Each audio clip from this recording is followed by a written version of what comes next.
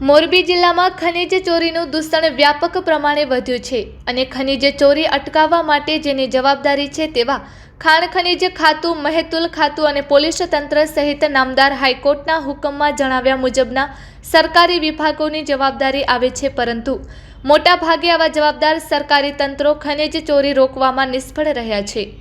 પરંતુ ક્યારેક ખાણ ખનીજ વિભાગ કે કોઈ અન્ય સરકારી તંત્ર રોડ પર પસાર થાય છે ત્યારે ખનીજ દ્રવ્ય ચોરીનું વહન કરતા ડમ્પર ચાલકો લાગ મળે ત્યાં આ ખનીજ દ્રવ્યો ખાલી કરી અને ભાગી જાય છે। આવો જ એક બનાવ મોરબી વાંકાનેર હાઈવે ઉપરના સર્વિસ રોડ ઉપર જોવા મળ્યો હતો। સર્વિસ રોડ ઉપર માટીના ઢગલા કરેલા જોવા મળ્યા છે અને આ ઢગલા ચોક્કસપણે ખનીજ દ્રવ્યો ચોરીના હોઈ શકે છે અને કોઈ અધિકારીને જોતા જ કોઈ ડમ્પર ચાલક આવું ખનીજ દ્રવ્ય રોડ વચ્ચે ખાલી કરીને ભાગી ગયો છે। Report by Shrikant Patel, Morbi.